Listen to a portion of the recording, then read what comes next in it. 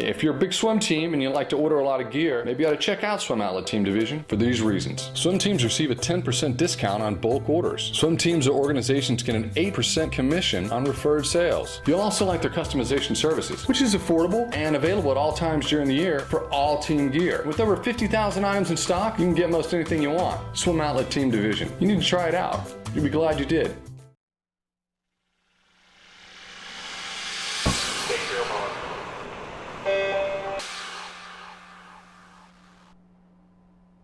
This is the Morning Swim Show for Friday, January 10th, 2013. I'm your host, Jeff Cummings.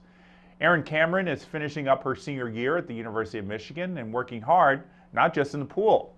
She spends a lot of time helping the disabled in Ann Arbor as she prepares for life in the working world. After spending time with her fellow Wolverines in Florida for holiday training, she's back in Ann Arbor, and that's where she joins us via Skype in the Finis monitor. Erin, it's great to see you. How are you today?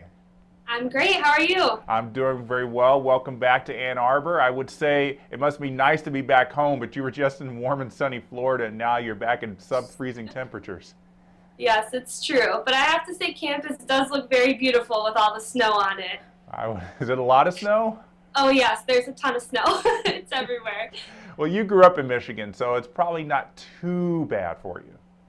No, it's not. I'm definitely used to the cold weather. Well, how was Florida? Tell us about this recent training trip. Oh, we had a great time down in Florida. We were down there for almost 2 weeks and had great weather the whole time. I mean, it was sunny almost every day and nice and warm, and it was so great to be training outside and, you know, being able to get a little tan, and great to be with the team all the time. I mean, we ate meals together, we lived together, we hung out at night together, and it's just a really great team bonding. Yeah, it really does seem like that's what these training trips offer, is not just the opportunity to, where, you know, you can train hard there in Ann Arbor, but it seems like it's more like a team bonding thing, because you know, when you're in Ann Arbor, everybody trains together and then they kind of go off and do their separate things with classes or whatever, you know, they live in different places. So, you know, you guys have been doing this for a while. Do you always feel like when you come back, the team is a stronger unit than it was in the fall at all? Yes, I definitely feel like that. I mean, training down there it's so challenging and so difficult, and we do everything together. And I think that's just really refocuses the team, because you don't have anything to worry about down there except for swimming, and that's really nice to have a break from academics and really focus on, you know, getting ourselves ready for that championship season, and then go next level and get really excited to finish off the rest of the year. Well, like you said, you're just focusing on swimming, and from the look of things, you are probably one of the busiest people on that team. You're not only you are the team captain, one of the team captains on the team. You're also kinesiology major. Is that right? Yes, that's correct. And then you volunteer your time at various clinics around town, helping people who are rehabbing from illness and injury. I mean, I guess it's an obvious question, but how do you fit this all in and be able to do it all at a good level? Well, I'm extremely organized and definitely plan my days out to like every single hour. And I've done a ton of volunteering in the past at various clinics, but it was something that I really had to do to make sure that physical therapy was what I wanted to pursue in graduate school. And I've had such amazing experiences during my time volunteering at all the different clinics. And I mean, one of the most important things is that it's really, you know, opened my eyes to everything that physical therapy has to offer. And it's really just made it clear to me that that's exactly what I want to do in the future. Well, it does seem like it's giving you that opportunity, like you said, to see different areas that physical therapy can do. Because when I talk to a lot of swimmers who are getting into kinesiology, they say they want to get into physical therapy. They're thinking mostly sports therapy, because that's the world that they see all the time. So were you actively looking to do volunteer time outside of anything related to sports therapy? I was, because my initial experience with physical therapy was when I was younger, and I was having issues because, you know, I was young and swimming a lot. And so the first part of the physical therapy world that I saw was the sports-related side to that. But as I've, gone through these different volunteering experiences, I've gotten to work in pediatric clinics, inpatient and outpatient.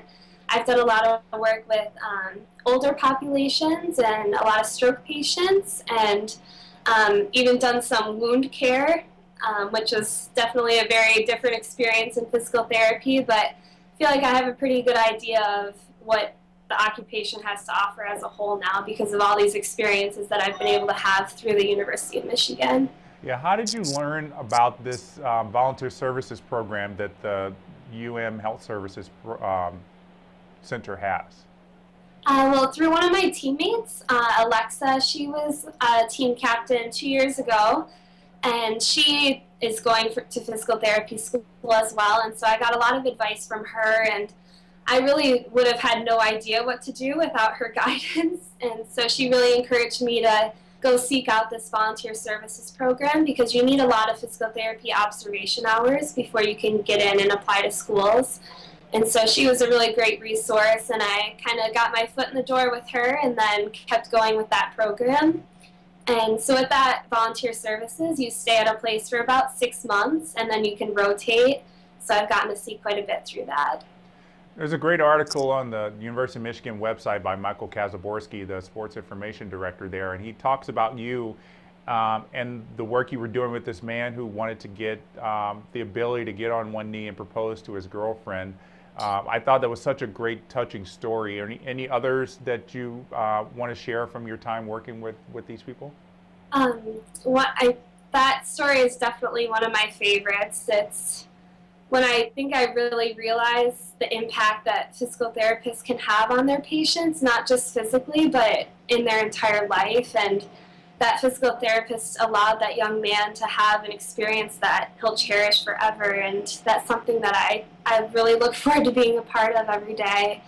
But one other story that I really love and that I think about a lot is I got to follow this one young boy. He was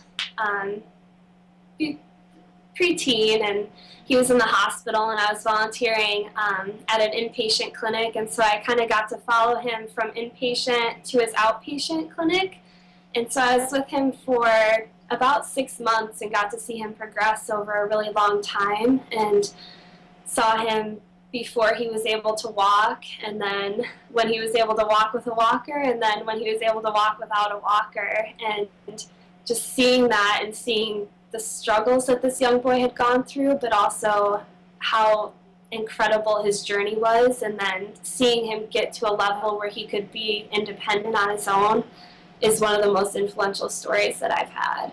I would imagine seeing all these people make such amazing strides in their therapy must be very emotional for you. I mean, from a personal standpoint, I don't know if I could handle it every day because I think I would just be so emotional at the end of the day seeing this progress. And, you think about coaches in sports who, they see their swimmers, get through a major barrier, and I've seen that before. Coaches who just, lose it emotionally on the deck because they see that. I would imagine at the end of the day, sometimes you're just really emotional on the positive side of emotion about all these things. Right. I mean, I've definitely shed some tears in my physical therapy volunteering experiences because you get so emotionally invested in the patients and you see them so often. And I mean, working with them every single day I used to go in once a week, so I would see them, during that 1 hour once a week. But you get so invested in their lives and you get to know who they are on a very personal level, and it is so emotional and so gratifying when they do achieve their goals. And granted, there are some very hard days too, but the good days, I think, completely outweigh the hard days. Well, let's talk about swimming here for a bit. How has the success of the men's team winning the NCAA title spilled over to the women's team? I think it's all about the team, and seeing the success that they've had has just motivated me personally more and our whole entire team. I think our coaching staff as well as every single swimmer is so motivated to do great things right now, and I know on the women's side we're definitely working to get better every single day, and that's our goal this season. It's something the coaches preach to us over and over again, is do what you need to do to get better. and I think we're going to have a great season because of that. Got any personal goals you want to share for your final swimming season? Just have a great Big Tens. I am so excited to see what this team can do, and I love the girls on this team as well as the guys on this team, and I just want to show up to that meet and do the best that I can possibly do for this team and hopefully score some points. Well, I saw Coach Bottom walking, pacing the deck behind you, so I know he's itching to get in the office. But before we let you go, Erin, we want to submit you to our final five. We've got 5 questions for you that we ask everybody on the show. First question is, if you could change the order of strokes in the individual medley, how would you change it? Oh man, this is a tough one. We actually do a meet at the beginning of the year, the Water Carnival, where you can mix up the stroke order in your IM. And I think I've done breaststroke, butterfly, backstroke, freestyle the past couple of years, and I like that order. Felt a little better. It's not as hard. Yeah, not quite. Besides physical therapy, which is your career path right now, what's a career or job you think you would most like to try?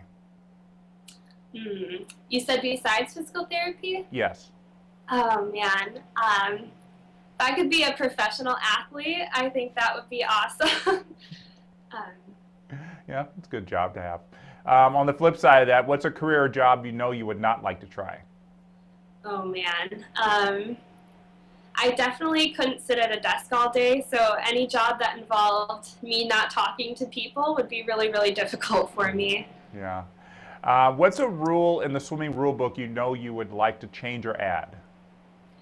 Ooh. I have to say, first one that comes to mind is the 15-meter rule. I know some people have some issues getting up before 15 meters, and I've had that issue before in backstroke, so maybe that would be one to change. Okay. Last question for you, Erin. Where do you like to go for vacation? Oh man, I took a trip to Hawaii a couple summers ago with my family, and it was one of the best vacations I've ever had. Well, Hawaii is always a great place to go, no matter what time of year. Well, thank you so much for joining us, Erin, and have a good workout today. Best of luck the rest of your season, and best of luck with getting your physical therapy career started. Thank you. Have fun in graduate school as well. All right, thank you. All right, thanks to you as well for joining us for today's edition of the Morning Swim Show. I'm Jeff Cummings. Have a great weekend.